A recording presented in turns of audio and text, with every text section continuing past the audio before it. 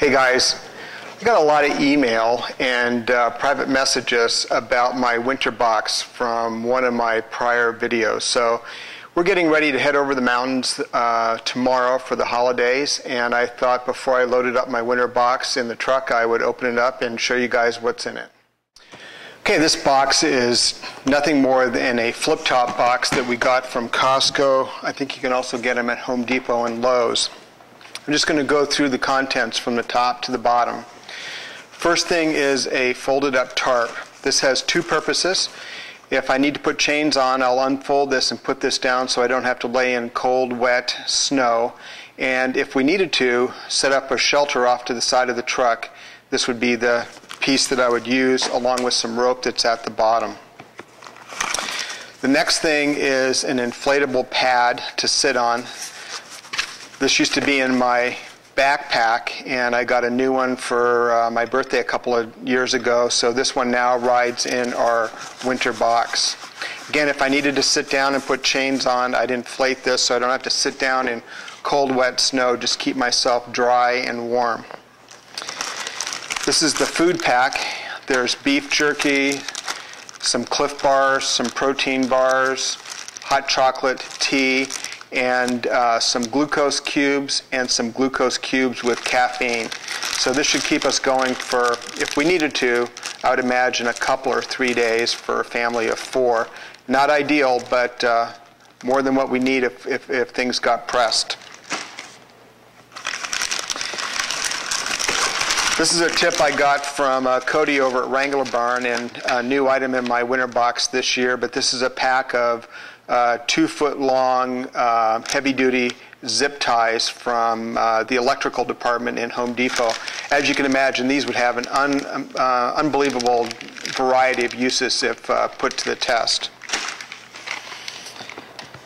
I have a Sven saw if I need to cut firewood or remove some branches from the road. Push comes to shove, this would help. Along with that is a small Gerber axe.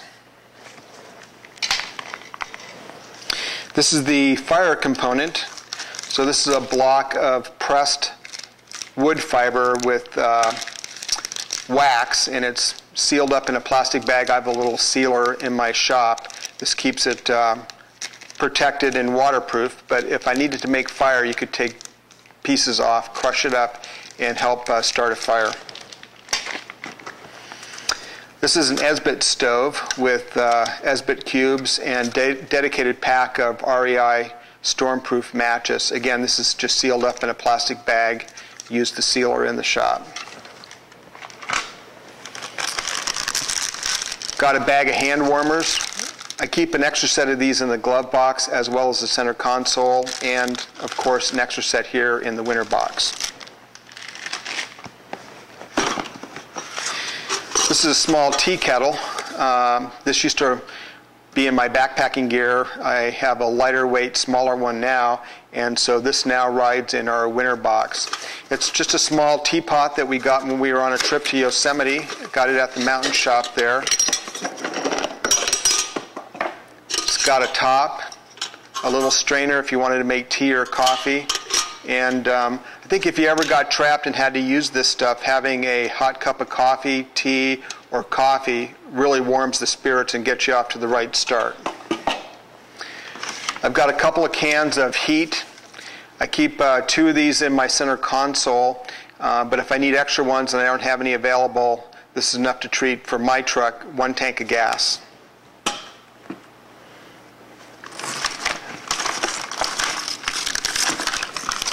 Next thing is a 6-pack of bottled water. This is not the perfect amount, but it's a good start. We usually have 4 in our vehicle when we're traveling over the mountains, so if push comes to shove, this would get us going, and if we needed to have water for a longer period of time, certainly could be pressed into melting snow.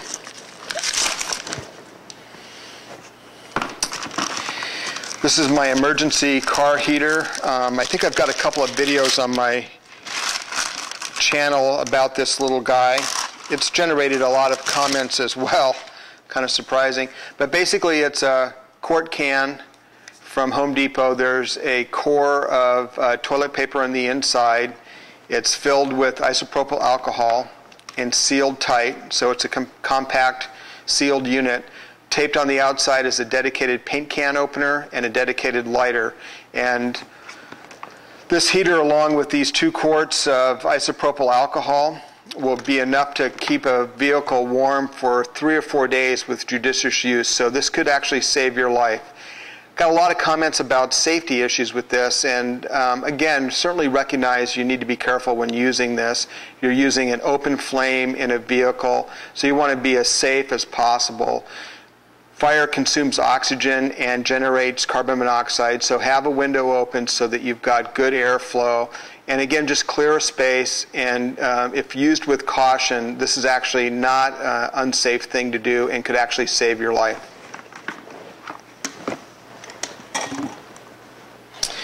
Got an extra can of windshield de-icer. Of course, I carry one of these in my center console, and if that runs out and we're pushed and need to clear the windows, got an extra one in the winter box.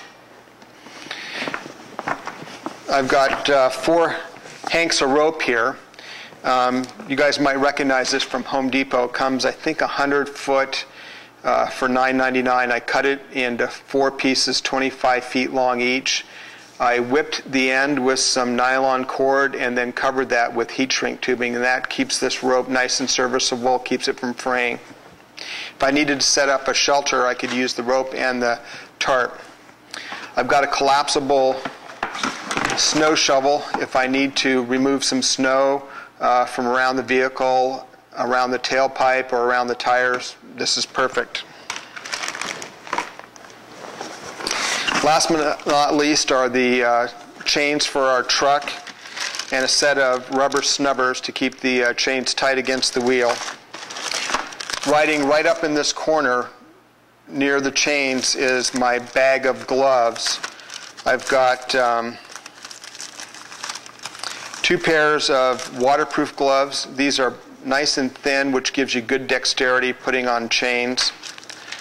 I also have 2 pairs of polypropylene gloves to keep my hands warm. And again, if these got wet, you can dry them out pretty quickly, and they are invaluable. Those go along with these leather work gloves.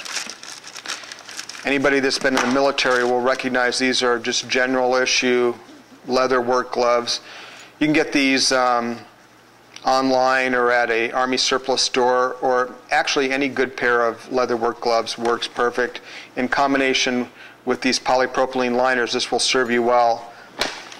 And on top of that bag is an extra light. I've got lights stashed everywhere in the truck and in my own personal gear, but if push comes to shove, right away I've got a light. This is just a push button light from REI, and I take the ring off and just take a piece of paracord, make a necklace out of it, and then seal that with